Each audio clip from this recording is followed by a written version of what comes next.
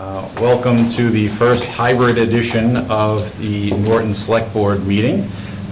This is very fun and exciting to be staring back at faces instead of my dog in my basement, so this is nice. It's our first time doing this model, so please bear with us if there's any technical issues. Renee, can you hear us? I can hear you fine. You are like a mile away though in video. Hey, Renee!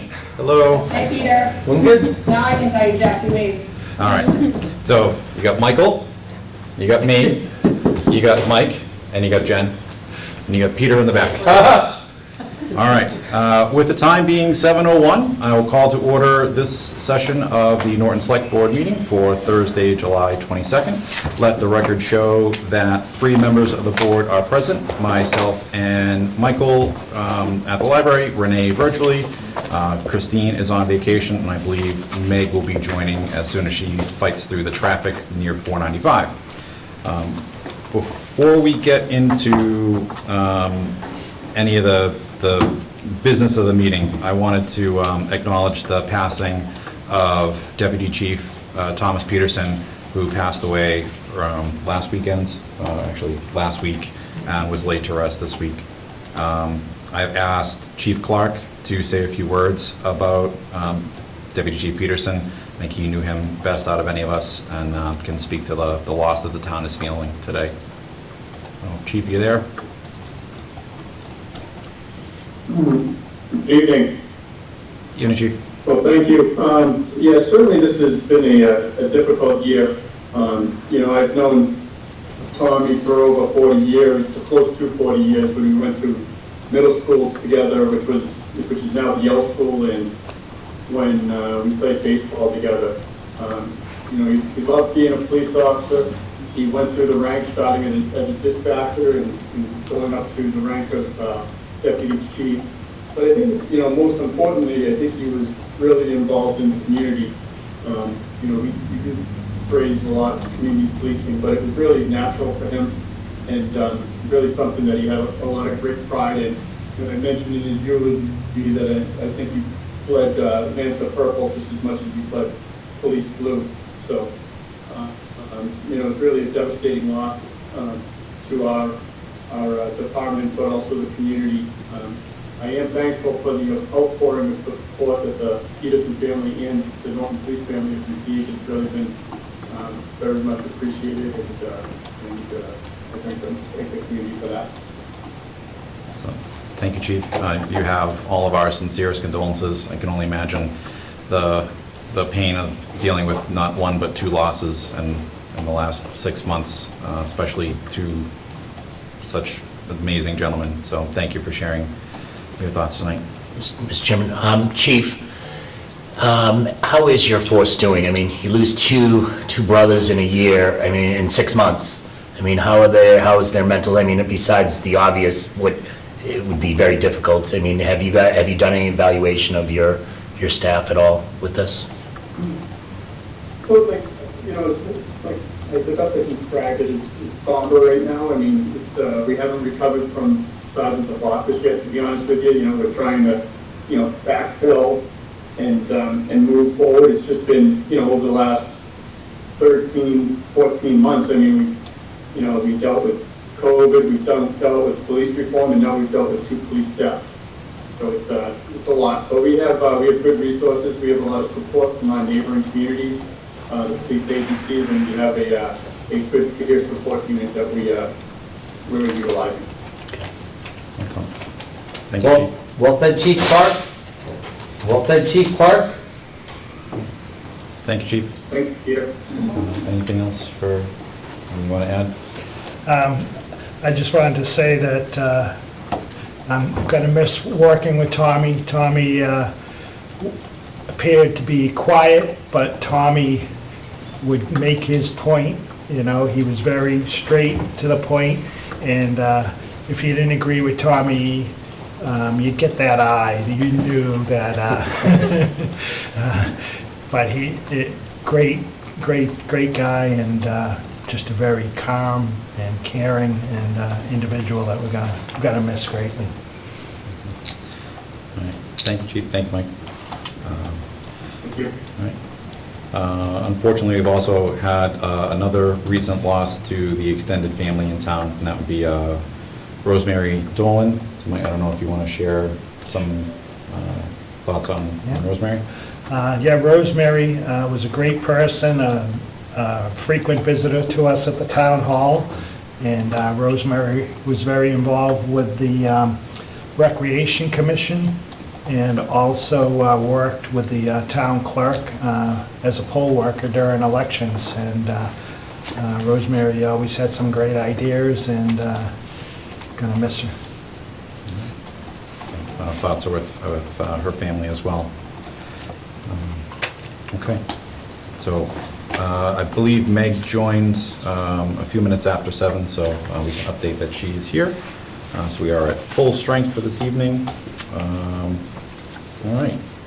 Are there any public comments tonight about any matters that may be on the agenda? You'll always have the opportunity to speak when the topic comes up as well, but if there's anything people want to share.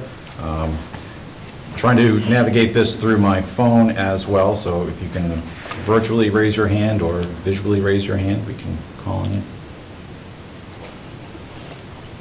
Seeing nothing, we will go into a request to shuffle the order a little bit here to enable the special warrant to be considered first, so we can get the constable out and posting it.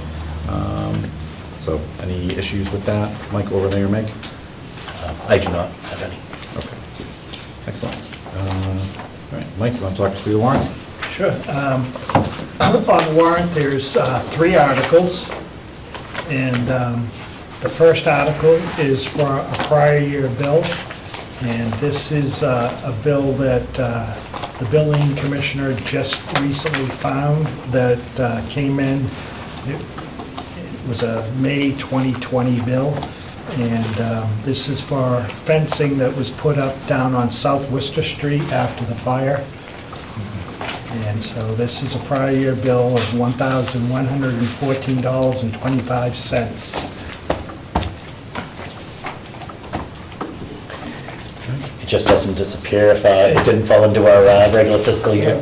Right, and this will come out of their current fiscal year expense accounts. No money needs to be appropriated this time.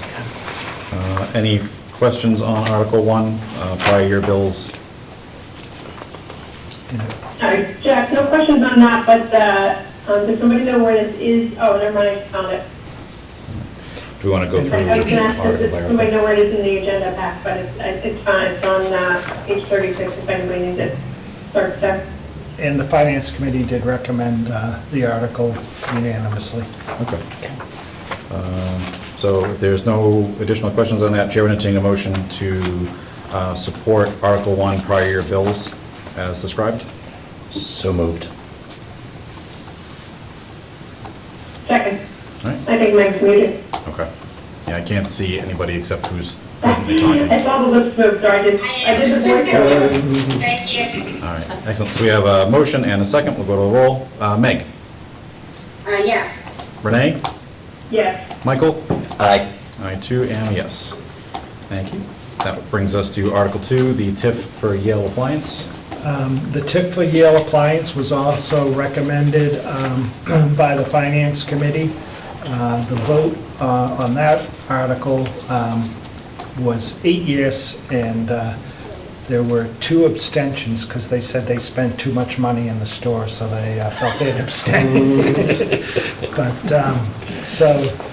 this is the TIF that we've reviewed in the past, and it's a 10-year TIF with Yale Appliance. Let me open it up. And Mike, nothing changed since we reviewed it. It starts at like 80%? Right. 85%? Right, year 1, 85%, year 2, 80%, year 3, 70, year 4, 65, year 5, 60%, year 6, 55%, year 7, 50%, year 8, 45, year 9, 45, and year 10, 35%. Okay, thank you. Yep. Were there any concerns from the FinCom in discussion? There really wasn't. There was a presentation from Yale Appliance, and everyone seemed impressed by the presentation and was supportive. Great. Excellent. Yep. Mike? I'll like to make a motion to approve Article 2 on the special town meeting, the Yale Appliance TIF. Second. We have a motion and a second. Any further comment? Seeing none, go to the vote. Meg? Yes. Renee? Yes. Yep, oh, I got you, Renee? I didn't hear my name. Okay. Michael? Aye. I too am a yes. That brings us to Article 3, the Fundamental Speed Law, Mass General Law, Chapter 90, Sections 17 through 18. Okay, so we just got answers to some questions I had sent to the attorneys today. So this was reviewed also by the Finance Committee, and the vote to support was 7-1-2. And the main discussion at the Finance Committee was that if town meeting approves this, does it automatically mean that the speed limit in town is 25 miles an hour everywhere? And it does not. So if town meeting approves this, it gives the selectmen the authority to lower speed limits to 25. And also, the selectmen could either vote to do it town-wide, or the selectmen could vote to do it on certain streets. It doesn't have to be town-wide. That You was mean town-wide if it were thickly settled or business district? correct, yeah. And thickly settled, our business district is anywhere in town where buildings are less than 200 feet apart for a quarter of a mile. So that's where this could be implemented. So And this, not on state highways. so this does not implement immediately any speed limits. It gives the ability for the select board to identify those at a future date. Exactly. Okay. Mr. Chairman? Yes. Mr. Town Manager, is the chief and the traffic officer, they're on board with this whole? Yeah, I Is think Brian- the Brian chief still is on? on, if the chief wants to talk to that. Is he still- Did we lose him? No, he's coming. Okay.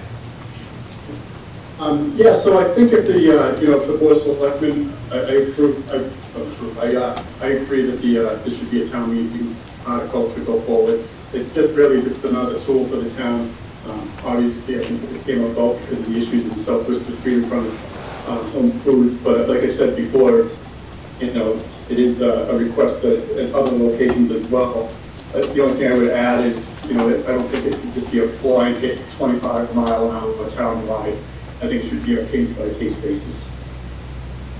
And I'll add to that too, Chief, like you said, this came up, Jack, I know this was one of the meetings that you weren't able to attend, but it came up in that meeting that Chief actually recommended this is an option, right, for the issue that we were seeing on Southwest here. So, as you said, I think other people have since expressed concern. I agree that it shouldn't be blanket. I also agree, any discussion that we had, just like now, that Chief, we would ask your recommendations.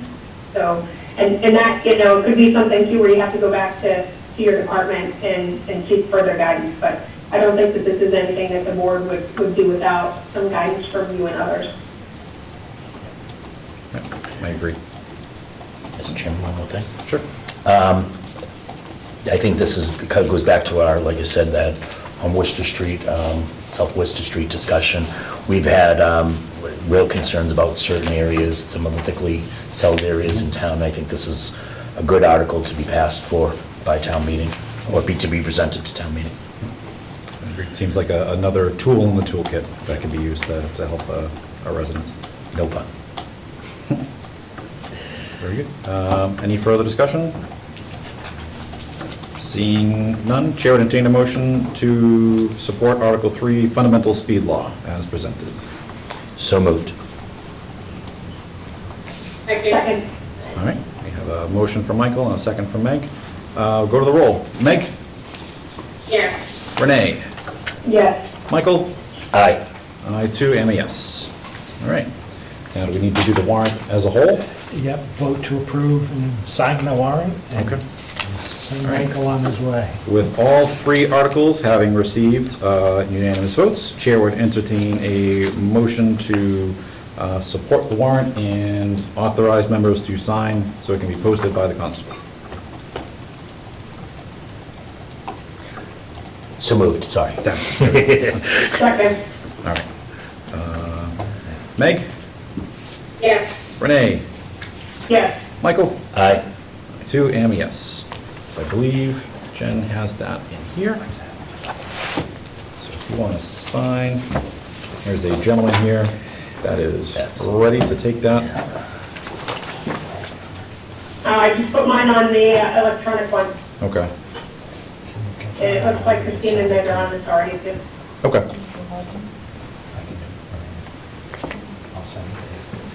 All right. Very good. Want that? Yes. All right. Excellent.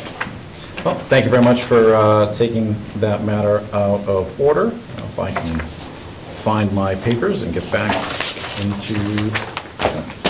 Okay. If we're good to go, we can go into appointments, resignations, and retirements. Yeah.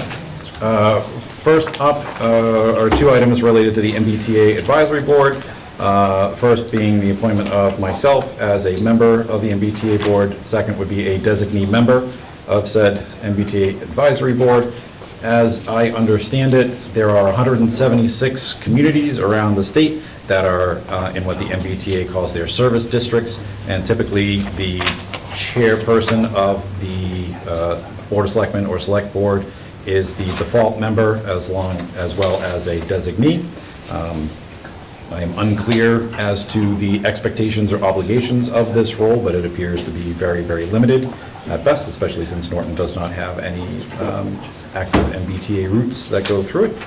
So, I'd like to make a motion to approve Chairman John Conway and Heather Graff to the MBTA Advisory Board. would not be Heather. I'm sorry, I apologize. I Yeah. apologize. Yeah. Oh, and Yeah. sorry, I Yeah, we'll apologize. just cross that one. Sorry. Let me read that again, I apologize. I'd like to make a motion to approve John Conway to the MBTA Advisory Board, period. So moved. Second. All right. I have a motion and a second. Meg? Yes. Renee? Yes. Michael? Aye. I too will say yes. So the designee member, I guess, is like an alternate, Mike, what that is, so. Okay. Previously, that was Heather Graff, who I am not familiar with. From the emails that I've received, it seems best to have another member of the board fill that role. So I'm open to anyone who is interested in taking on this mystery role with me. I see Meg hesitating. I'll take the mystery roll on, Jack. All right, it's the mystery box prize, Renee, you never know what's inside. So Chair would entertain a motion to appoint Renee Deli? No. I do it all the time, I do it all the time. Renee Deli as designee member of the MBTA Advisory Board. So moved. Second. All right, thank you. Meg? Yes. Renee? Yes. Michael? Aye. I too am a yes. Congratulations. Renee, thanks for joining with me. Next up, we have the appointment of Megan Harrop as the full-time Conservation Administrative Secretary to the Conservation Department. Do you want to talk to us? You want to Yeah, read this? do you want to say anything before we? Yeah, Megan's here with us tonight, Oh, and hi, Megan. I know Megan has met with Jennifer, and unfortunately, we'll only get a short time to Is she coming on screen? work with Jennifer. If you want to sit over here for a second, Megan, then I think you'll be picked up on the screen. I get to feel important in this run. And Hi. so we're looking forward to having Megan working in the town hall, and she's worked in office environment for a number of years now, and commutes to Braintree every day, so she'll have a little less commute Yes, that'd be very nice. Excellent. That's great. No, that's great. Renee or Meg, any questions online? Nope. No question. Michael, you want to read that in? Absolutely. To the Select Board from Michael Units, Town Manager, July 19, 2021. Notice of appointment of full-time Group B Conservation Administrative Secretary. I hereby notify the Select Board in accordance with provisions of Article 4, Section 2, lowercase b of the Norton Charter that acting in my capacity of appointing authority, I have appointed the following individual as a full-time Group B Conservation Administrative Secretary. Megan Harrop, I apologize. The appointment was made on July 19, 2021, in accordance with the provisions of the Norton Charter, and will be effective August 3rd, 2021, unless the Select Board votes to accept or reject the appointment prior to that date. I specifically request the Board's acceptance of this appointment with the effective date of July 19, 2021. Please be advised if there are any questions. Michael Units. Excellent. So that read, Chair entertains a motion to accept the appointment of Megan Harrop as full-time Conservation Administrative Secretary to the Conservation Department. So moved.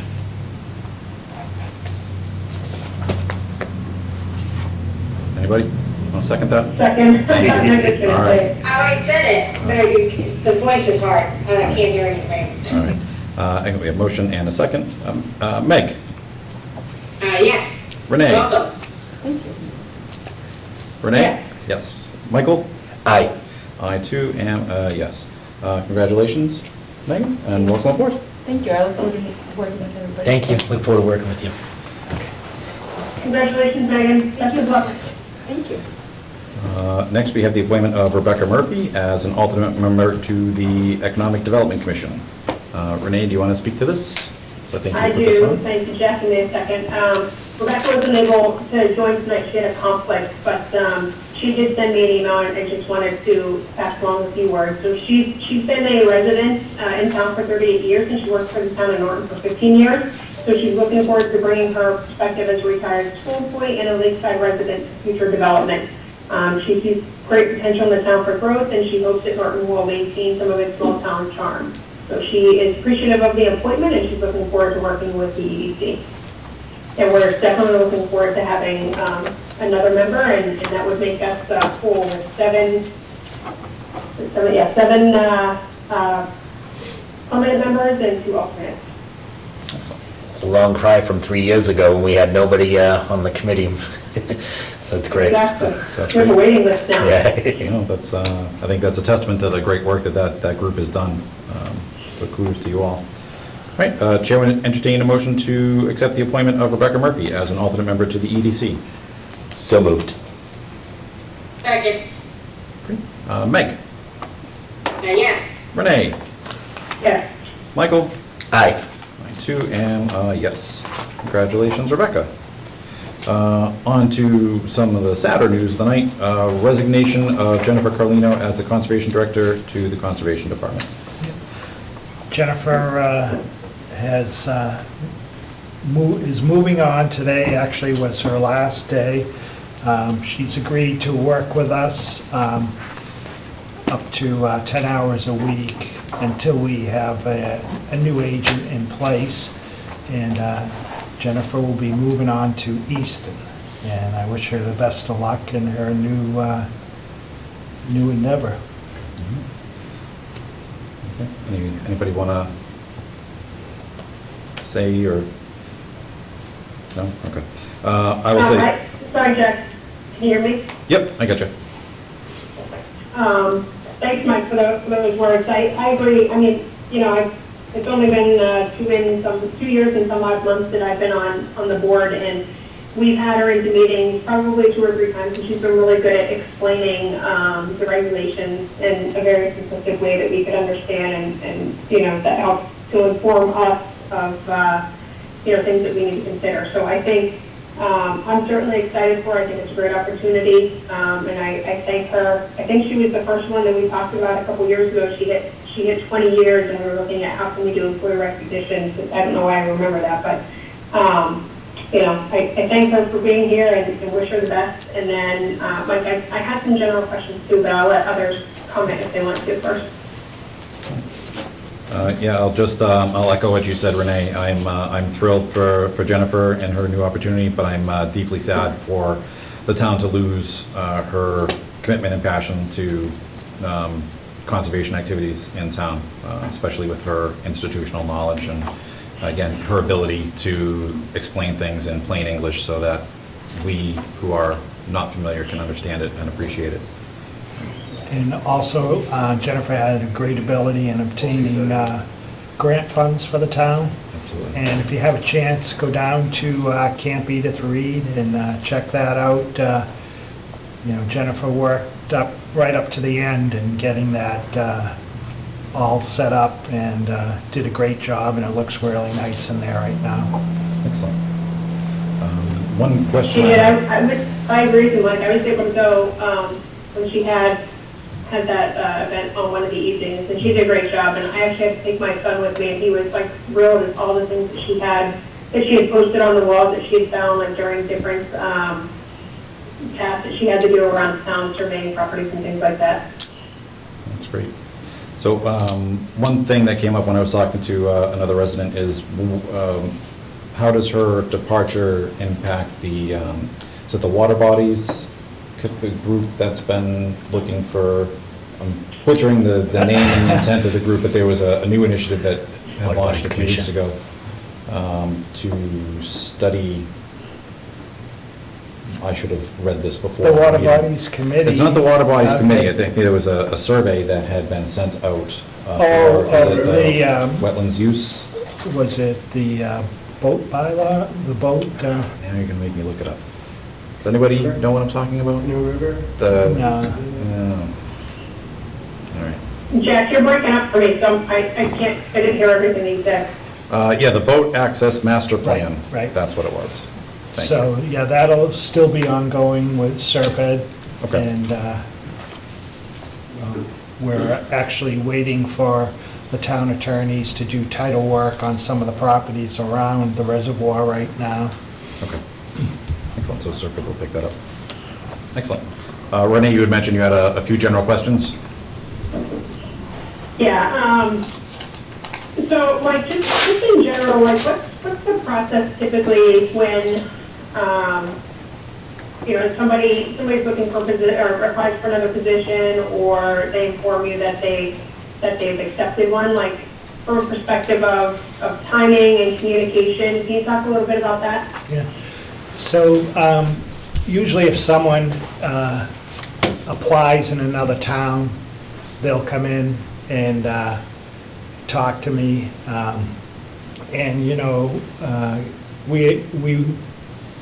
We'll tell them, we really would like them to stay in town, and if it's a money issue, we'll try and work with them when the parameters of the bylaw or the union contracts as much as we can, to try and keep them here.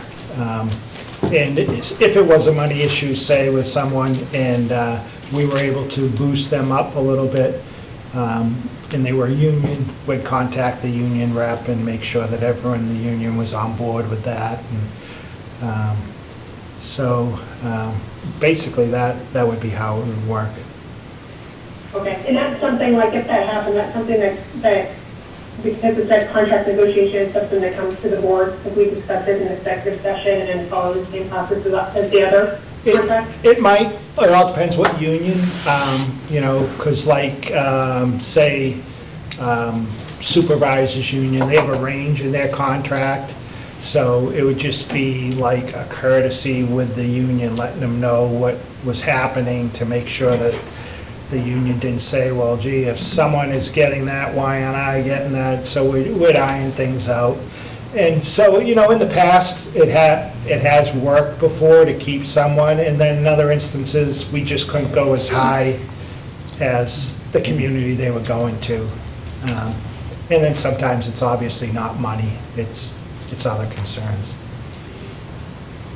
Right, okay. Great, thank you so much. You're welcome. Oh, so with this being, I just have one more, with this being a union position, is the posting of the position the same? Like it has to be posted in places around town hall and probably for a certain amount of time? Yeah, it has to be, a union position has to be posted in the town hall and notice given to the union steward, and anyone in that union would have either 7 or 10 days, depending on the union, to apply for the position, and if they were qualified, would get preference. And then what if it was somebody who wasn't a union, in that union? If it's someone that's not in that union, they wouldn't necessarily get preference. I mean, they would get, go into the pool like everyone else that applied. Gotcha. And is this position, like typically around the state of Mass, is it like in the same union? It all depends, because a lot of, I thought it was very strange when I came here that there was a department head union.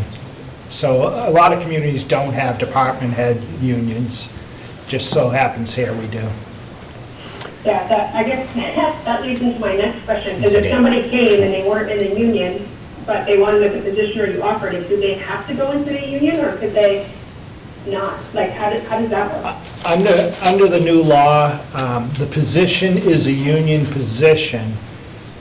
So technically, someone could take a position and they could say, I don't want to pay union dues. So under the new law, they could do that.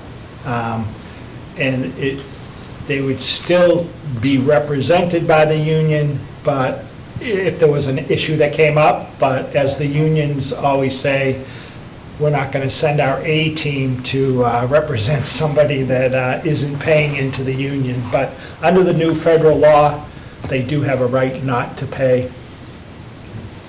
Michael had a question. Yeah. I'm sorry. So Mike, I know we've talked about this position and just some other positions around town about maybe, an engineer or so forth. I know the town's had a need for an engineer or so forth. Is this one of those things where we take a time to look at that and say, does an engineer make more sense because of the synergies between the highway department, the the water department are there, and say, we kind of look at this position as a total position, or will you look at that as maybe you taking this time to look at it and say, what fits the town versus Jen started 20 years ago, the needs were greatly different?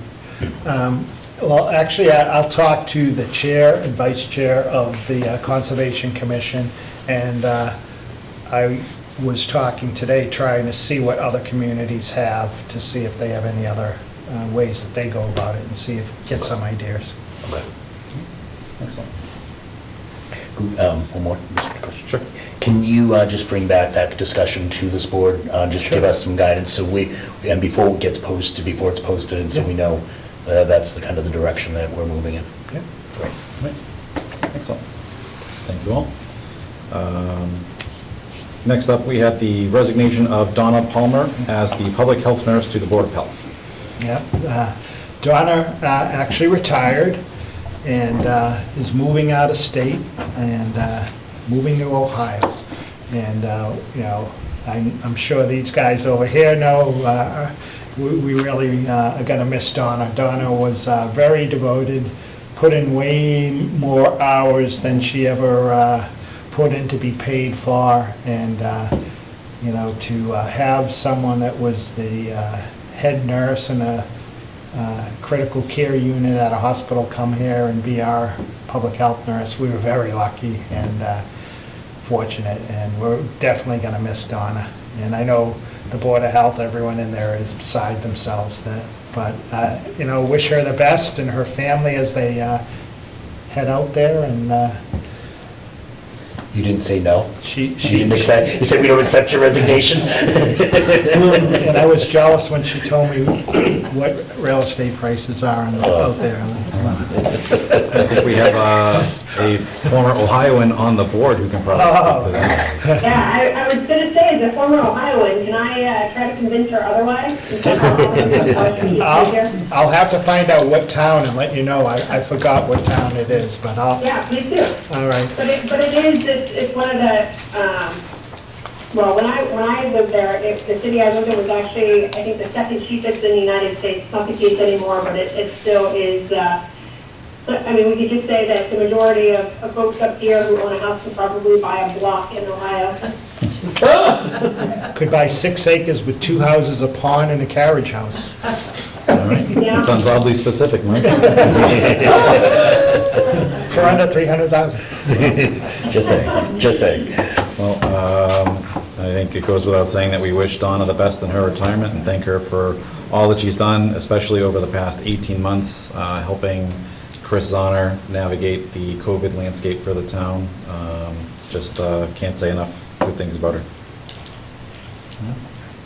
Yeah, she's definitely going to be missed. I thought, I mean, you know, it's unfortunate that we had the opportunity to work so closely with her because of COVID, but she was very knowledgeable and I remember asking her a couple questions and, you know, she was good at thinking about it and giving an opinion and giving us some other things to consider too. So she's going to be missed. How hard is that position going to be to fill, Mike? Say that again. Do them individually. How hard is her position going to be to fill? It's gonna be hard. All positions now are hard, but that one will definitely be hard. But Yeah. I know Chris is working on that right now. I mean, that's a profession right now that's in high demand. Right? Certainly is. All right. Anything else on this? No? All right. Moving on to licenses and permits. Despite my best efforts to do these collectively, Mike has informed me that we do need to do them individually. So what I would ask is board members take a minute or two to review the licenses, and we can just try to zip through. All 3 of the one-day beer and wine liquor licenses do appear to have full sign-off by police, fire, and anyone else that is needed for that. The only thing I would add is they're still subject to any additional COVID restrictions that happen on maybe possibly later in the fall. Yep. And I think previously the Parks and Rec Director has been working with them to ensure compliance, so keep that going. All right. I'll read it. I can run it. You got it. Yep.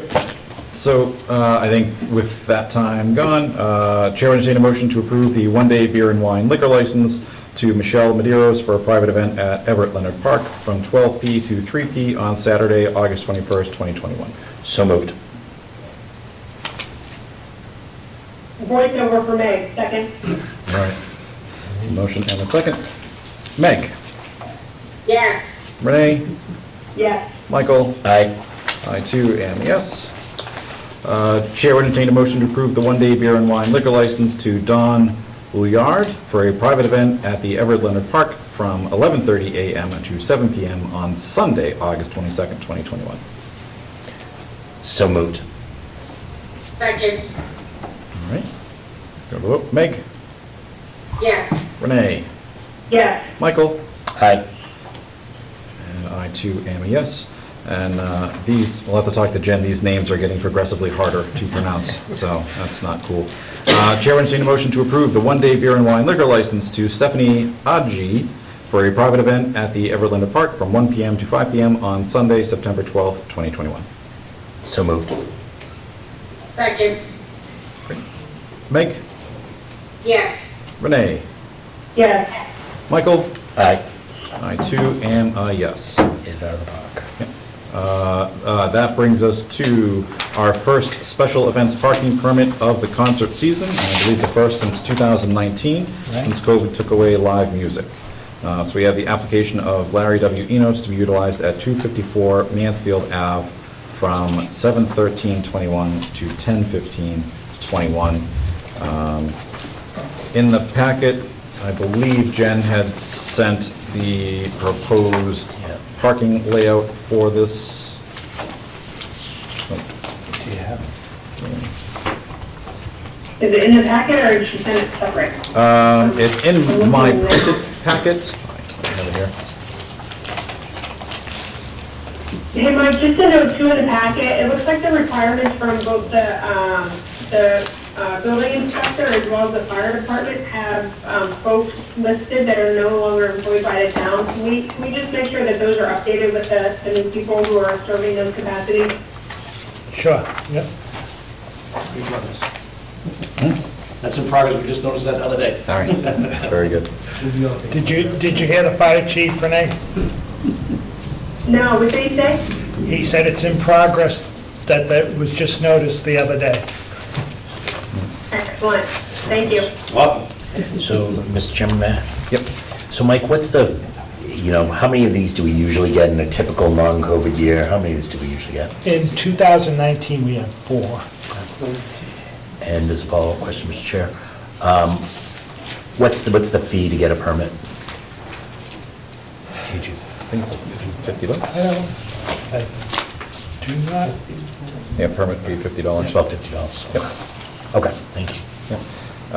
And for my clarification, this is a process that was implemented a few years ago to help address some of the parking concerns and accessibility of the vehicles in the lot. They were getting packed in a bit too tight, unable to get emergency vehicles in. So is that...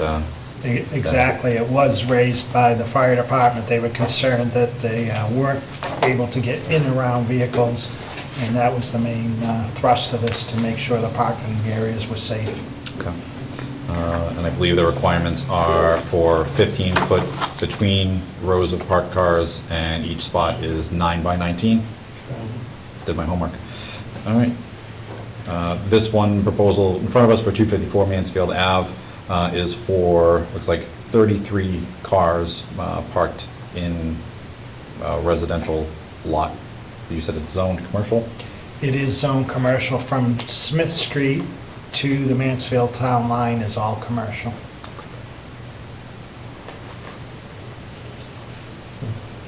And, Mike, do we, I noticed that these are dated, so we're only doing them for one season. Do we go out to the others with reminders on their permits? Like, how's that handled? Because I went past them the first, I think it may have been actually the first concert when they opened, and I know one that we approved last year, that we haven't approved this year was parking folks. Okay. We will double check with them and make sure that they do apply. Okay. I can shoot you notes separately too. Thank you. So there was a specific concern raised by a neighbor for this property with the amount of vehicles that have historically been parked. I believe he said greater than 50, with the lot opening as early as 3 in the afternoon and then remaining active until after midnight. So I don't know if there are any sort of windows that can be put on these permits. Understanding setting fixed times is probably challenging with different concert times, but 2 hours before an event, 2 hours after an event. Trying to think of the impact to the neighbors, because I believe there are some homes around here. We can look at that. We'll have to look at that bylaw and see if there's something we can have in there or can put in there for that. Well, we don't have a noise ordinance bylaw, right? We don't. And so we can attach it to that. We should have one. I know we've talked about it before. I mean, I would be projected, I understand what you're saying. I would be more inclined to set a time when that should end, and less inclined for when it starts. And I only say that because if for whatever reason there were a daytime concert or something else was going on that they're using parking for, like, I don't know, a golf tournament, right? I don't know that a daytime restriction is as critical as the nighttime, just because that's disruptive to folks in the area. But from a commercial perspective, being a commercial property, I don't know that that's something that should be limited to daytime hours. I think that's a point well made. So are there any provisions to allow tailgating at these, or is this just park and then you walk away? I don't think... Understanding there's probably a difference between what was intended and what sometimes happens. The only thing is there's supposed to be no alcohol. Okay. Come on, who's monitoring that? PD. Got it. Does it say that in there when they, Doesn't on the police form. What was that? It's on the permit Police, application on the form. police list, Yeah, that's, attached to the permit application, it spells that out. Okay. I can't hear whoever's talking. Nick, the building commissioner, Nick Iafredi, was saying that it spells that out in It's- the application. yeah, it's section 3 of the police. Under the Norton Police. Yeah, under the police permit, section 3, alcohol beverages, town hall prohibits the public consumption of alcohol. Sales or service Is required. it public, if it's is it considered public? I don't know if it's public, but it does say consumption of alcohol on property is prohibited. So I think by stating that, it covers the permitted area. But yet it also says before that, sales and service require a one-day liquor license. I think it's just covering, it seems to me that it's covering a lot of bases with one section.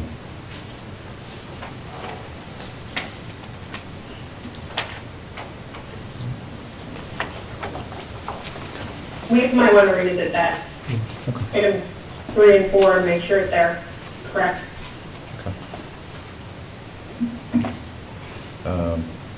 Chief or Nick, any comments on this? Does it meet your expectations and requirements? Yeah, so me and Deputy Robbins went out there today and did a site visit. He was in the process of restriping some of the parking lots out back.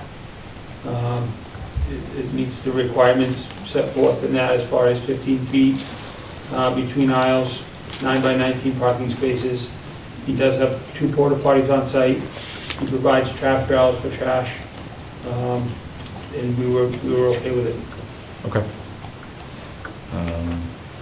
So I like Renee's idea of perhaps setting a twilight clause on when parking should be moved out of there. I don't know if it's an hour, hour and a half after the concert is over. It's been so long since I've been to a concert, I don't know how long it typically takes Xfinity to empty out at this point. It would take you longer to walk back to your car now, so. Okay. But I'll talk to the police chief and see what he thinks is reasonable. Okay. All right. Any further discussion, guys? Okay. With that reviewed, Chair entertained a motion to approve the permitted special parking permit application for 254 Mansfield Avenue for 33 vehicles for a period running from 7/13/21 to October 15/21, with the provision that Chief Clark will advise on when vehicles should be removed from that lot after the end of the concert. So moved.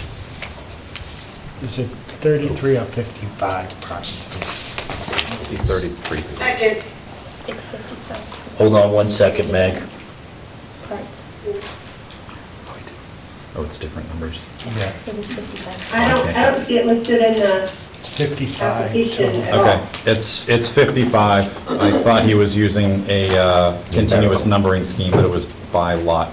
So I'll amend that motion to say that there are 55 parking spots as proposed in 3 sections. So moved. Hey, Mike, can we make that change to the parking permit application too, to include the number of parking spaces that are being approved? And do we have a second for discussion? I think Meg gave you a second, Jack. Okay, well, I had to revise the motion. All right, so we're covered there. Okay. I think that makes sense, just so it's all on one form and Yep. easily reviewable. Okay. All right. We'll go to the vote. Meg? And I just want to clarify, do we have this layout somewhere? It is in the packet. I'm sharing my screen. I don't know if you can see it. I don't know what screen you're sharing. That was a terrible joke, Renee. I held it up. 1,000 miles away. Oh, you're on the phone, aren't you? I was just about to say, tell you, like, I don't think she can see it. I mean, I'm in the packet right now. Jen, I know you sent it out separately. Is it in a Yeah, final I packet? have the separate email up that Jen had sent out today at 3:56, but there, it just has the requirements and then the initial permit application. If you look at, 3:56 PM is the Mansfield Ave parking permit, and I believe, nope, that's not there. Hold on. 9:02 AM is the layout. I gotcha. There you go. We'll find it together. Thank you.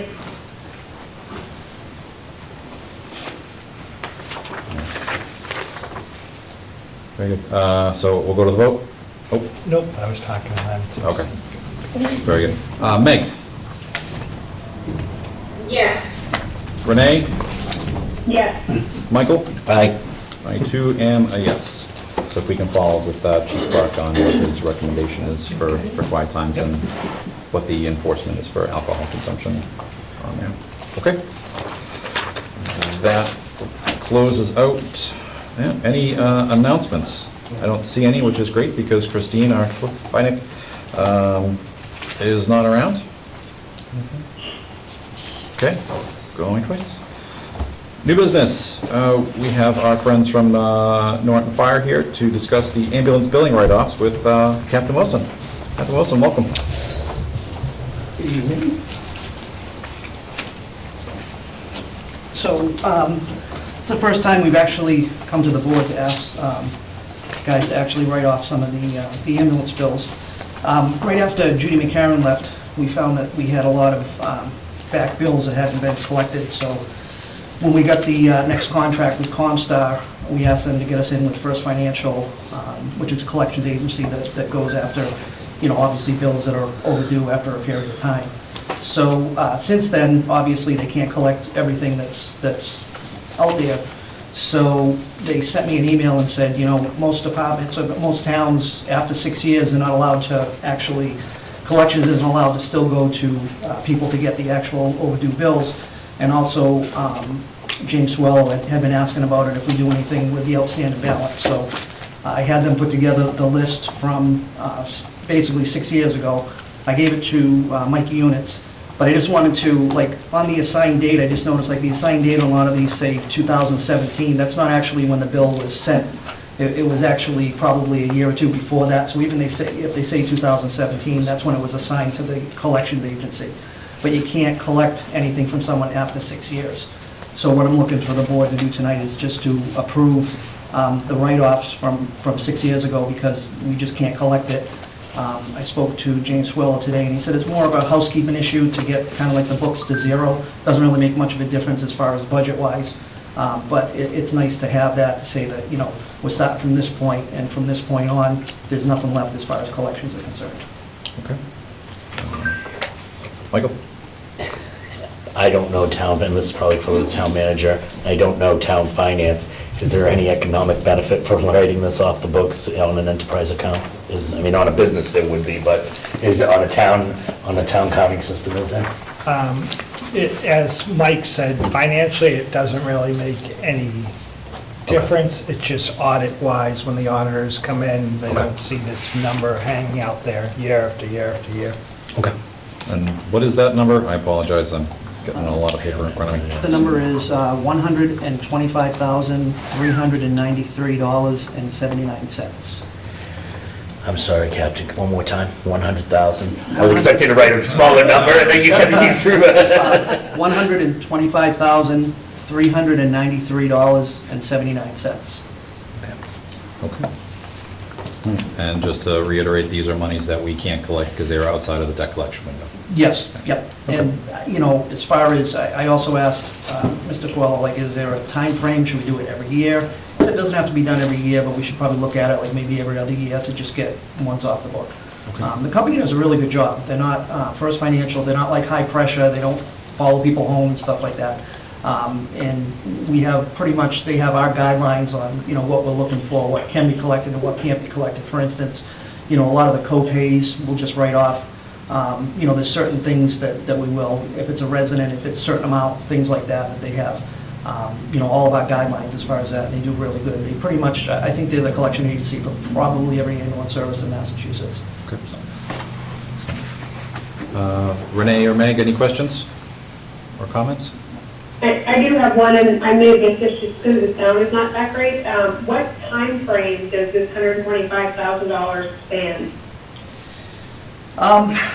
Well, it's definitely going to be at least 3 years, so we're talking probably 2013, 14, and 15 is where this time frame should be.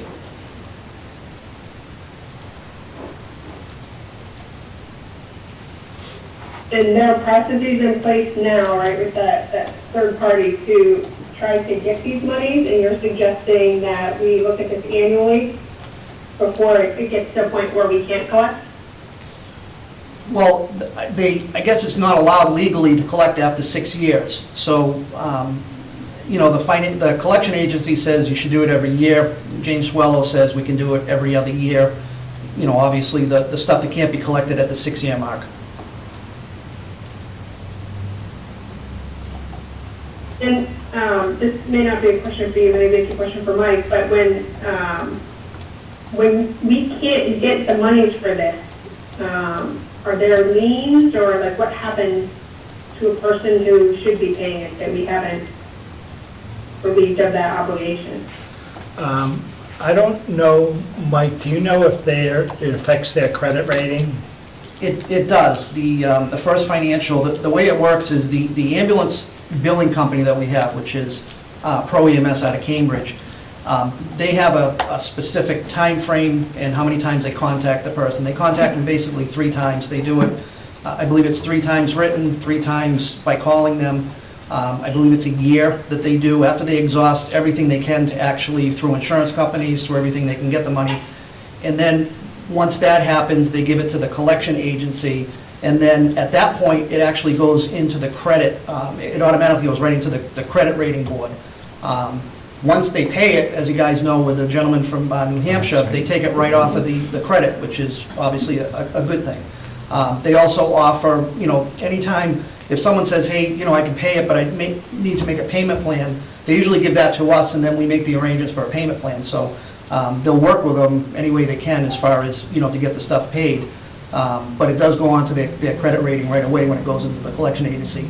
How long, I think there's a little bit of a period there, but once it goes to the collection agency, it goes on to your credit. I think I remember that letter from New Hampshire. Wasn't he giving glowing comments about a couple employees? Yes, yeah. Bring that up. I believe it's from Vermont. He can offer us jobs. Yeah, I think it can't be unsaid that we did get an effusive letter from a father in Vermont whose daughter, you and your team helped resolve an outstanding bill that they didn't realize that they had.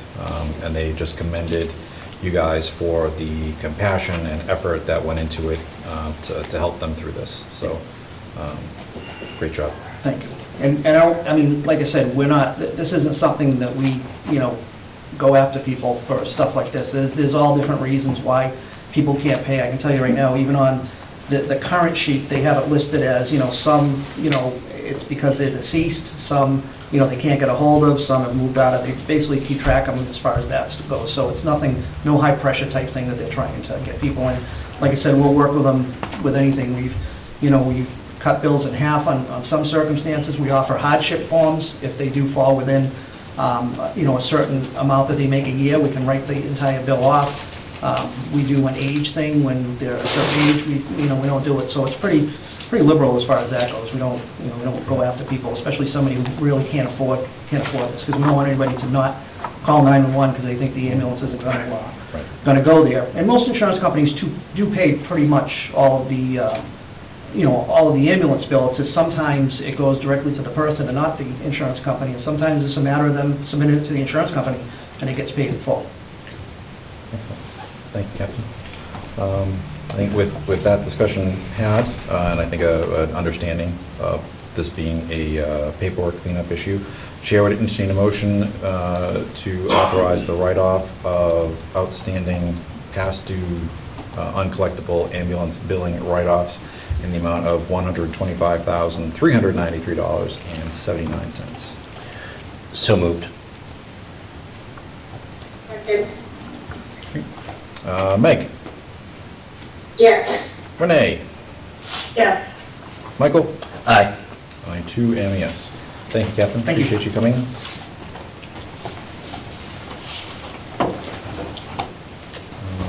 And Chief Simmons, just want to thank, through you, thank the surrounding communities for helping cover the fire station during Deputy Chief Peterson's wake and funeral. I saw that post. and that was, I've already sent them letters and yeah. each one of them personally. Yeah, that was, I'll give them thanks as well, so. yeah, that was It wonderful. was, what we had to do was ask them to go whenever we needed, so. Yeah. Sorry, people out there, That's great. for sure. Excellent. All right. Next up is discussion on 0 King Philip Road, Assessor's Map 19, lots 165 and 166. I believe we have some guests joining us in the room tonight. Good evening. Good evening. If you could just say your name for recording. Yep, my name is Louise Ladderbush Glass, and I am the attorney for Michael Walzett. Excellent. Well, thank you for joining us. Here, Michael, sitting over there. Hi. Good evening, Michael. So as I understand it, Mike, there is an issue with a discrepancy between when a title was taken over after the passing of an individual in this property, yet the tax bills were continued to be issued and paid by the family dating back to, I believe, 1976, if I recall. I'm not sure if Henry Sousa Yeah, I was about to say, Yeah, I he's- believe he's Attorney on. Sousa is also. Yeah. What's Amy? Megliola. Yes, we have a lot of attorneys with us tonight, so on our best behavior. Amy, Megliola? Yep. Megliola. And I apologize, ma'am, what was your last name? Last name is Glass, Glass. G-L-A-S-S. Excellent. Should remember that one. Excellent. So Attorney Glass, if you'd like to. I thought Amy might speak first. Oh, sure. so- Yep. Attorney Megliola, if you're there. She's not, you're on mute.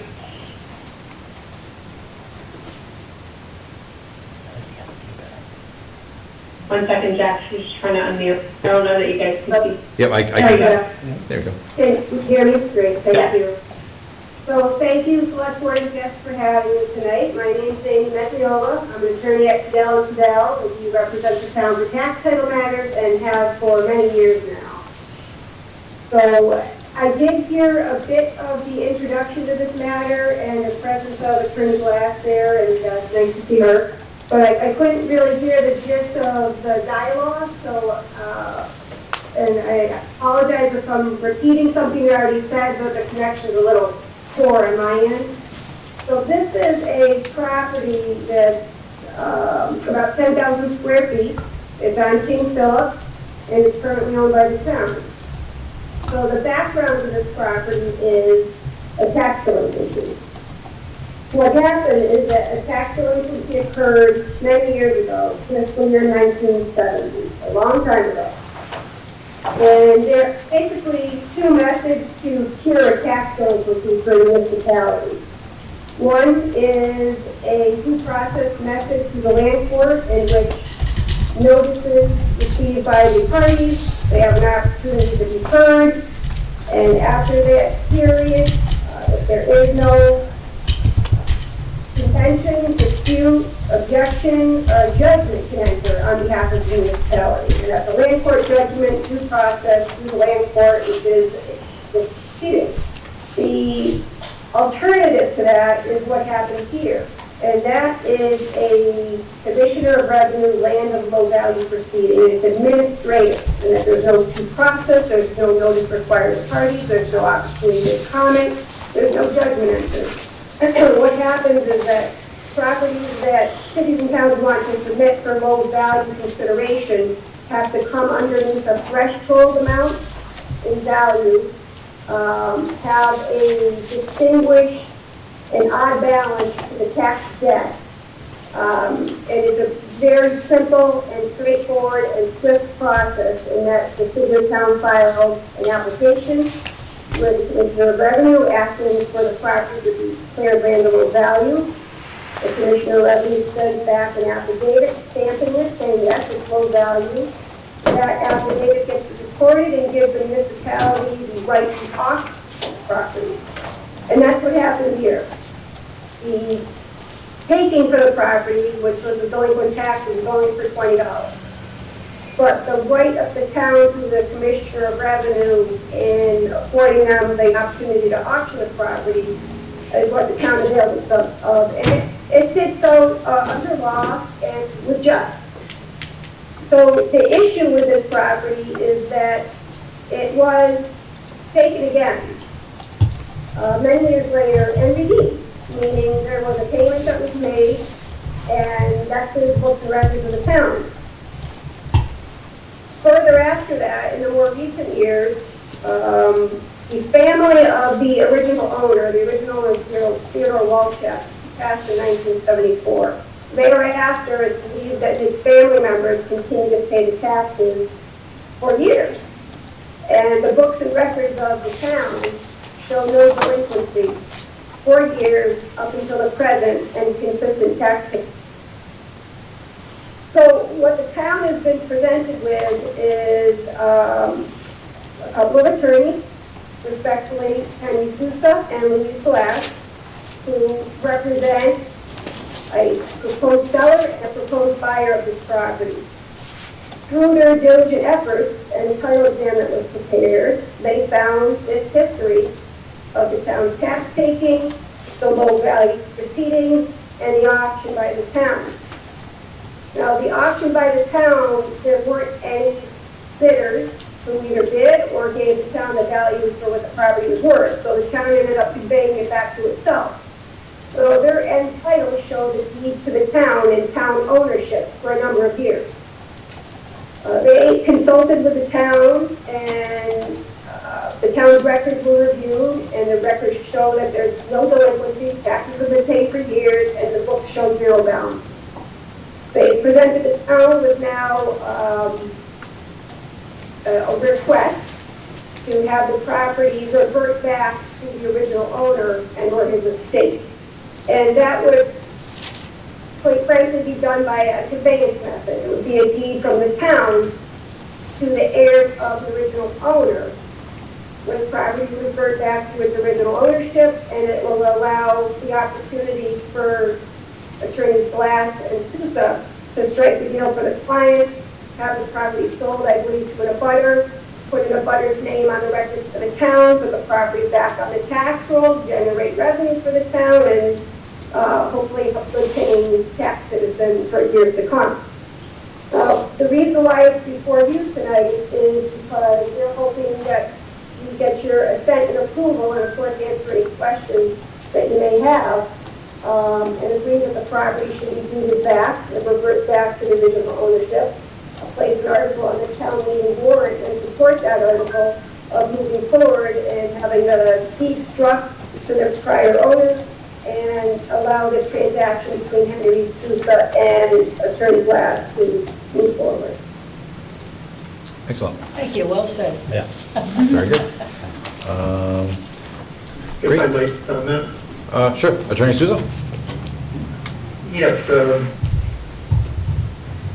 Attorney Magnola indeed laid out all the facts here as a title examiner and somebody that's done a 50-plus year title exam on this property, and having been doing this for 40 years now. My conclusion is that this was a simple oversight. I believe that the property was in fact redeemed and that someone forgot to record the instrument of redemption, which resulted ultimately in the treasurer's deed to the town. There is no other explanation that I can think of that results in the town continuing to tax the property, take it again for non-payment of taxes, have it redeemed by the property owner, and then have the property owner and or his family continue to pay taxes from 1978 to the present. And we just hope that you'll agree that the just thing to do here is for the town to return the property to the Holzak family, and that we would place an article on the warrant, the fall town meeting, to seek approval for doing that. If I could add to that, I just want to thank Attorney Sousa again for his thorough letter to me laying out the title based on his 5+ of doing this. And I also want to thank the treasurer collector, Catherine Van Dyne, for asking us to be involved, working with these attorneys who have been terrific to work with, moving us forward to, like Attorney Sousa said, a just conclusion for everybody. And this treasurer collector, Catherine Van Dyne, was not the one in office when this possible omission, mistake, inadvertency took place with taking the property and continuing to tax it for years. It was the collector that was back in office 40, 50 years ago, not to place blame on anybody, but I want to support Catherine Van Dyne in her efforts to resolve this. Absolutely. All right, excellent. Thank you, Henry. Yeah, any discussion from the board? Sure. Yeah. I've read Catherine's, Ms. Van Dyke's recommendation. Mr. Town Manager, do you have any, would you agree with that recommendation? I would. So her recommendation is that the select board support putting an article on the next town meeting warrant to deed this property back over. Jack, if I can add something quickly. I just Yeah, while Michael finishes. Yeah. And Mike, is there anyone aggrieved, and beside anyone that we're not aware of that's aggrieved by this, these transactions back and forth that we know of? No, and, you know, as was said, the tax has been paid every year, so it's not like, well, why are we going to, if we give this property back, are we going to have to get back taxes paid? Well, they've been paid over the years, so.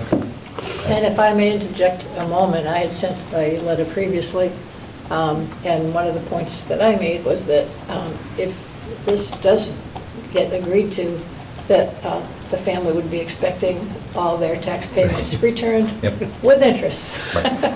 So it seems like it's a win-win situation if you approve it. My client obviously would be able to proceed with the sale of the property, and the town would continue to get taxes on it. And if you don't agree, I'm sure that my client is not going to continue to pay taxes on it. All right. And just one last thing, Mr. Town Manager. Do the abutters need to be notified when this, if this does go through, do the abutters need to be notified? Is this, it's not as, I mean, this is one of those weird kind of like zoning slash, you know, is there abutter, you know, foreclosure? For interrupting. Both of the abutters have been offered the property, and it's one of the abutters that's purchasing it. So, I mean, not if you want to send notices to the abutter, it's both the abutters. I have obviously no objection, but just for your edification. Thank you. Okay, that's great. Renee, you had a question? Not a question, just a comment, and Catherine can certainly speak to this too, but the Economic Development Commission had met with Catherine to talk about the town-owned properties and specifically looking at what opportunities we had for potentially auctioning them off for economic growth. So there's been, one of the members specifically, Cody Thompson, has done a lot of work on this, and just kind of to support the point that everybody's been saying here. And Catherine said this going into it too, you know, there are things that date back many, many years prior to her, and things where, you know, records aren't clear, and we've been trying to sort through that, and it's been difficult. Catherine's been great with that, but you know, totally support her recommendation here, because I think that there are a lot of things that either just administratively didn't get done, or something happened throughout the years, but you know, certainly in this case, I think it's justified. But I just wanted to mention that because I don't think that this is isolated. And, you know, I'm glad that it's something that the folks are bringing forward to, I guess, close out one of the questions that we have on town-owned property. Okay, excellent. This seems like a no-brainer to me. The only question I would ask is, I think I know the answer, but it's too late to have this included on the special. Yeah. Okay. So the next town meeting would be scheduled, it's October 25th. October 25th. Okay. All right. Yep, go for it. like to make a motion that 0 King Philip Road, Assessors Map 19, lots 165 and 166, be added to the the fall town meeting to transfer the property from the town back to the original owner, Actually, his successors. his successors. Thank you. That's it. Good. We have a second? Second. All right, a second from Meg. No further discussion? Excellent. Meg? Yes. Renee? Yes. Michael? Aye.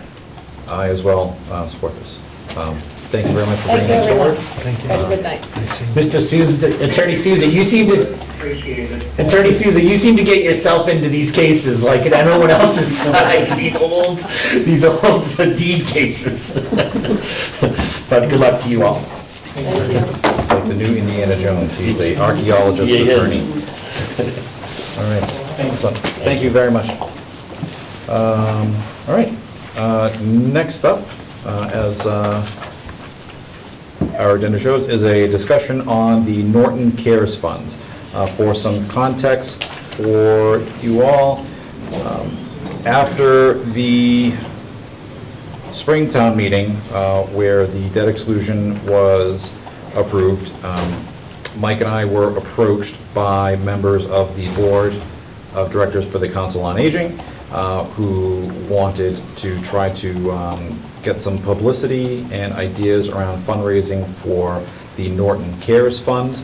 This is a special fund that is used to help out residents, not just seniors, but I believe it's any resident in town that is encountering any difficulties to help, and Mike can probably share a bit more, with regards to food or bills.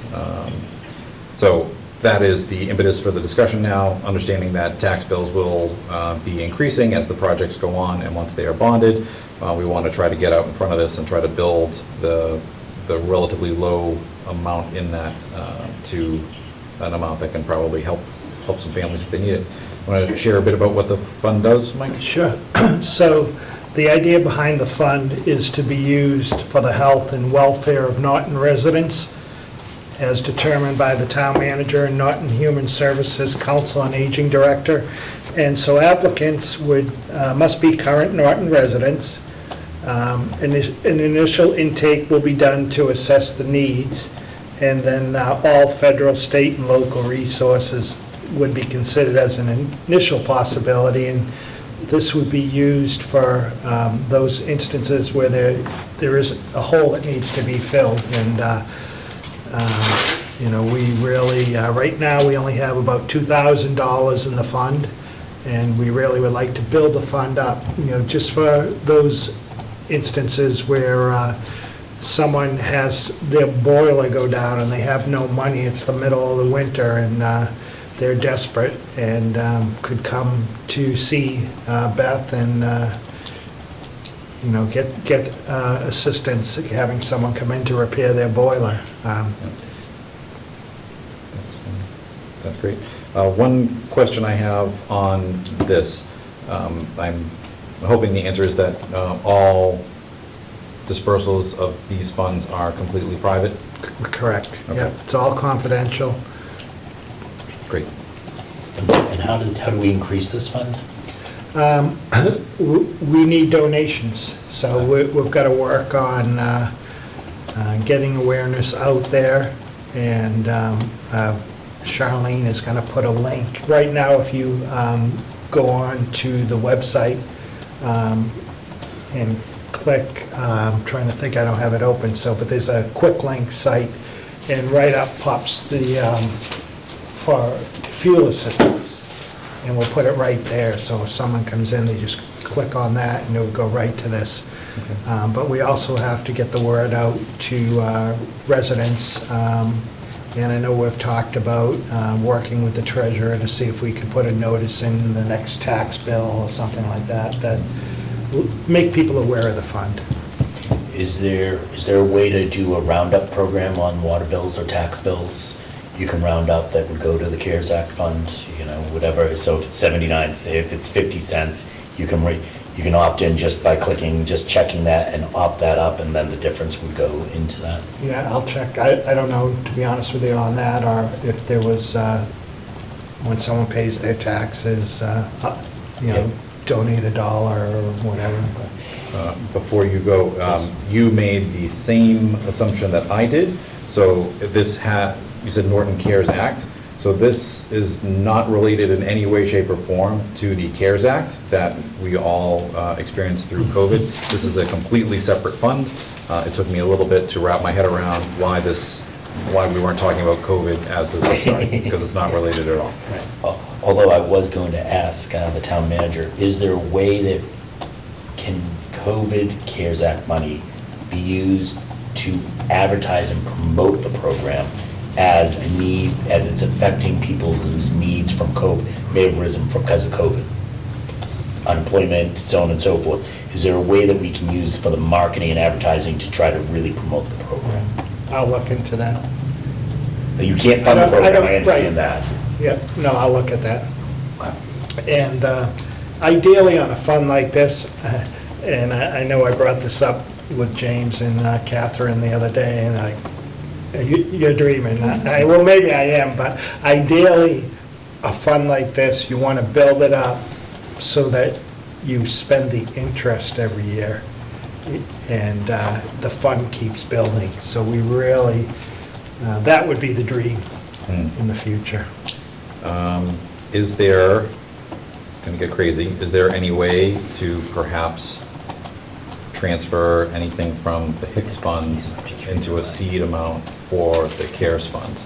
I can't tell I know you that's that your- either, because I'm not involved in Right. that at all, so I don't know. Maybe that's something that we could Yeah. look into. Yeah. I think it goes with the spirit of Hicks. And if we put, a restriction on it similar to the existing one, that it's interest only. Can't pay the principal, yeah. Yep. Yep. Use the principal, yeah. Is the CARES Act, is it a charitable? I know it's town managed, but is it a charitable The fund? CARES fund. CARES fund, I apologize, the CARES fund. It's not set up as a nonprofit, just a town fund. Is there benefits to having it set up as a nonprofit? So people could maybe tax, if it's a 501c3. 501c3. I'm not sure about that. I'd have to ask Catherine about the tax benefits. And I'm not sure if a town can establish a nonprofit.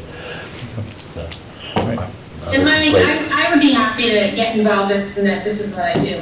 I'm to sort of start talking through. I'm involved in some other things. So I think it would actually be in our best interest to actually pull all the people that are doing these different funding, whether it be for the food pantry or others.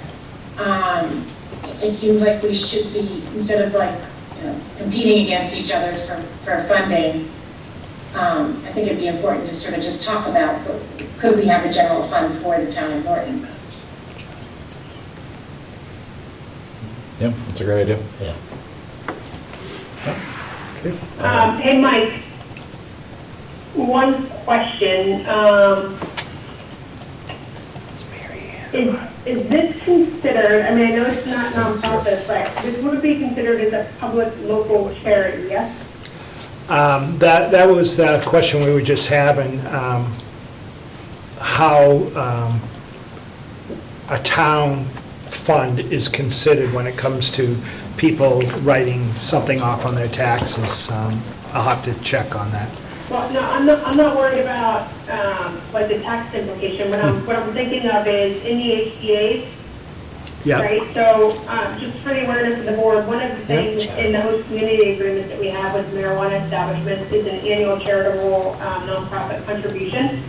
And the way that we've written these is that, they provide whatever value or amount that they're interested in offering to the town. And we have the wording so that, that the charity or the nonprofit organization would be determined by the company and approved by the town, meaning the board, with conversation to them to say, where's the need? And what I'm thinking of is I think one way that we can help with this is as these HDAs happen, right? That's the conversation, because I know initially when we were getting these, we were putting the food pantry down, and town council about it. She's like, you know what, let's be general, because especially COVID proved it, right? Like, a lot of donations went to the food pantry, but then now there are other needs. So I just, in your research, like, let's make sure that this would be, I know that we had a list of nonprofit organizations for the purposes of the HDA to provide to applicants, but let's see if this would be an option too as a public charity. I think it would. Yeah.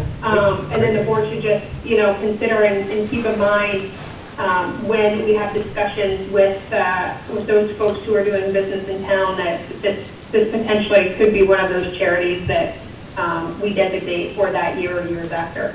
Yeah, that would be great. Good idea. Great ideas, everybody, thank you. Right.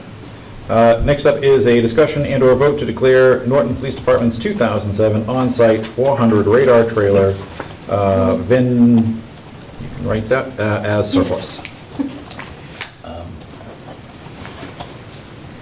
Is the chief still on? He is not.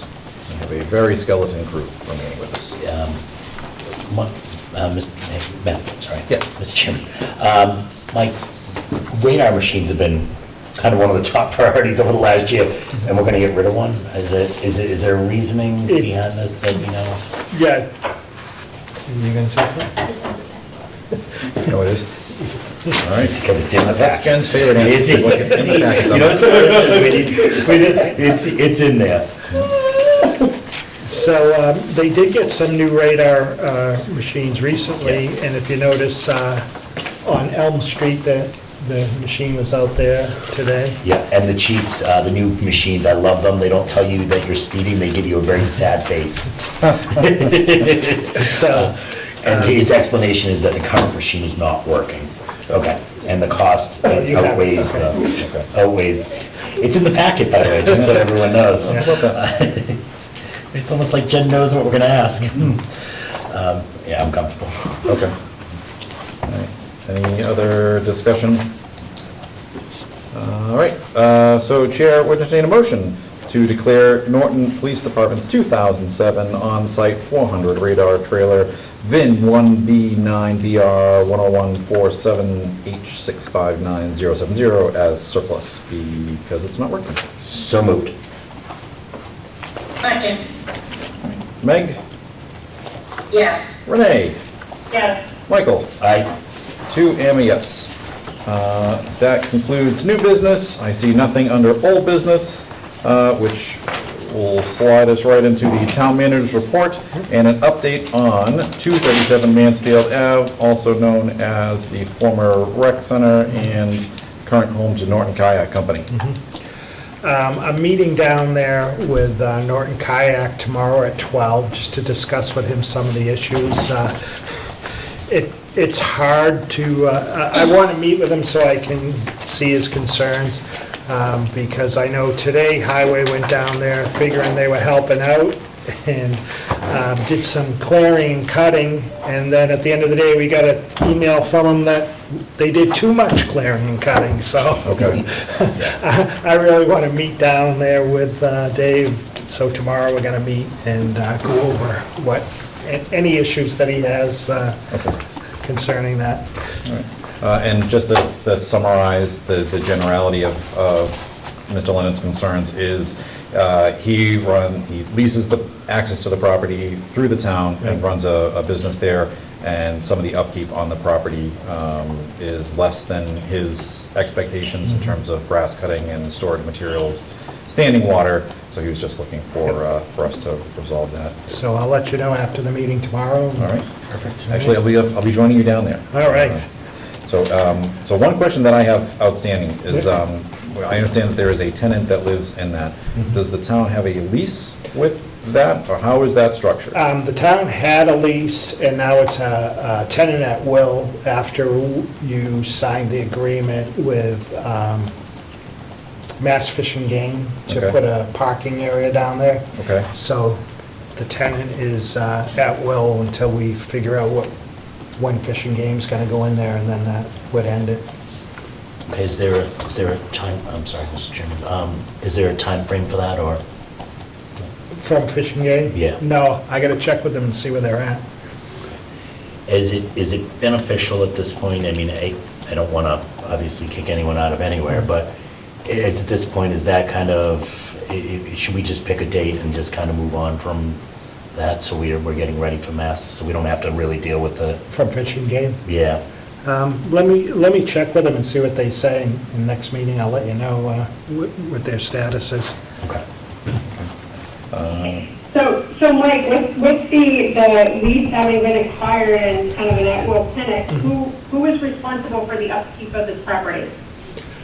So the tenant, for the most part, is responsible for the upkeep of the house and, mowing the grass, things like that, like anyone would do at their house.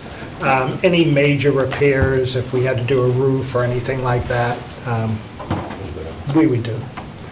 But the tenant pays all the utilities and maintains the house. Right, and I think that's been the question, that the maintenance isn't happening. And,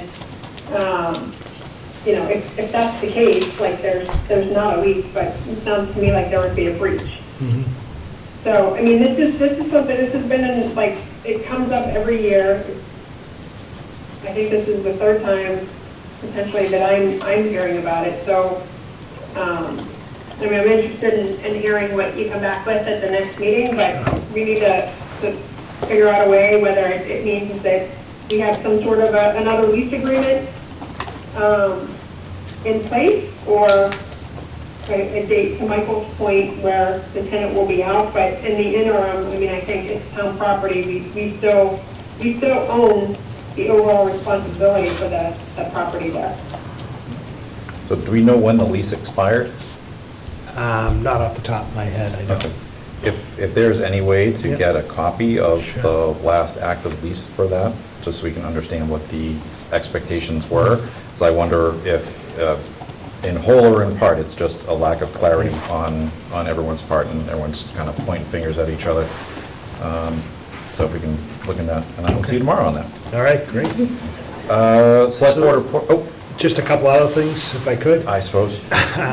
So, as you know, the lights are now operating at the off-ramp. And so I came in Monday, and I get off 495, and I'm stopped at the red light, and waiting, and waiting, and waiting, and then everyone just started going through the red light. And so I did call Keith, and he called the contractor, and the contractor called back and said, well, it's working right, it's a 3-minute light. I'm like, 3 minutes? Come on, there's no people sitting there for 3 minutes. So they did call me back yesterday and say they reprogrammed it, and everything did appear to be working correctly today. But I was saying to myself, I'm just going to be cautious pulling out there, because I'm just figuring there's so many people that aren't used to lights being there. You never know if someone's going to go right through the red light when you pull out. So I tell people, just be cautious for a while when you come out there. The timing on that was unfortunate. I had a friend who had an accident there the week before those turned on. She was coming over the hill, and somebody turning left across the road did not stop or slow down at all. Thankfully, everyone's okay, but missed it by that much. And it's going to be interesting to see, like, with the Leonard Street light and the Washington Street light, with the lights on 495, because it really, it's holding traffic back, which is great, but then you get the big rush heading, not too many feet ahead, and then another red light. So it's going to be interesting to see how the two town lights, right, that we're putting in are impacted by the light off of the ramp. We put them in for different reasons, not really anticipating that we would have a light beforehand that potentially would slow down the traffic. So that's going to be an interesting thing to see and I think navigate. To Mike's point, I'm sure there are going to be bumps and things that are going to have to be reprogrammed. Do we know when the North and South Washington lights will be? I don't. I imagine it's going to be a while, because I don't know if, they probably won't activate them till the whole project is done. Okay. And that is not for several more years? Yeah, a couple of years. Oh, jeez. Okay. All right. And just, we did have a pre-bid meeting for OPMs today, so it was good. We had 10 or 11? 12. 12? Wow. 12 companies show up, so that was good, and hopefully we get some good bids back on that. They're due August 5th, and they did give us some good questions that we're going to supply to the building committee. Great. Excellent. We've closed on the 70 East Main, no, that's our address. The one next to us, Yep, 78 East Main Street. 78 East Main, and then efforts are ongoing to close on the other Yes. property. Tracking down the owners for signatures. Excellent. All right. Great. Any other questions for Mike? Thank you. Great, thanks, Mike. Select Board report and mail, anything, anyone filling up anybody's inbox this week? No, it's quiet. That's a loaded question, Jack. All right. Okay. So I think we're good there. On to warrants and minutes. So I have approved the following. Payroll warrant PR 21-28, warrant dated June 30th, 2021, in the amount of $148,027.56. Payroll warrant PR 22-02 for the week ended July 10, 2021. Warrant dated July 15, 2021, in the amount of $624,983.17. Invoice warrant AP 22-03 dated July 15, 2021, in the amount of $810,571.94. And lastly, invoice warrant AP 22-04 dated July 22, 2021, in the amount of $4,976,825.85. I did check, the reason for that outsized number is a $3.9 million payment into the Bristol County Retirement Fund. So that takes up the bulk of that. All right.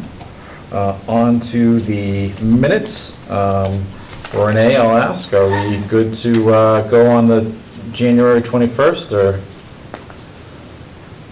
No. No? Okey Can I dokey. ask for one more extension? It was on my list and I didn't fix it this week.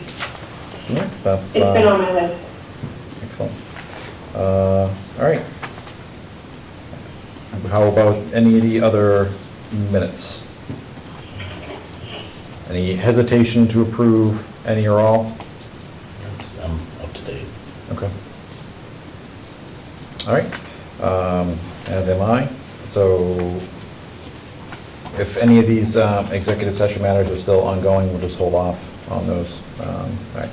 So Chair would entertain a motion to approve the following.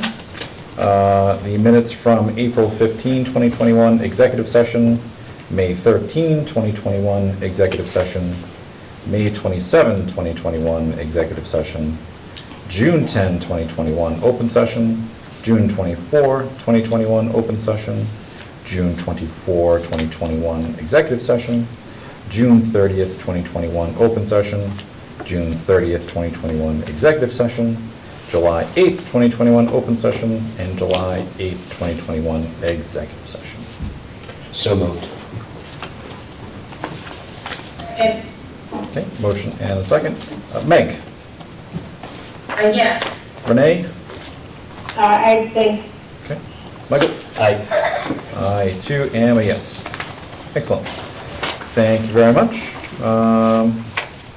Our next meeting is set for Thursday, August 5th. I informed the board earlier that I will be on vacation that week. So as long as we have 3 members, we're good to go. Anyone else have vacation time plans? Okay. Excellent. Well, hopefully, maybe Jen will bring you the gavel, because I didn't get one. Oh, that's My first time chairing an in-person meeting, and she didn't bring me my gavel, which I called a mallet and got mercilessly wronged. Is there any other business to come before the board this evening? Seeing none, Chair would entertain a motion to adjourn. So moved. Second, All right. Meg? yes. Renee? yes. Michael? Aye. Is that an enthusiastic aye? Enthusiastic. All right, and I too am a yes. Thank you very much, everybody. That concludes our meeting for this evening. Have a wonderful night and a great weekend.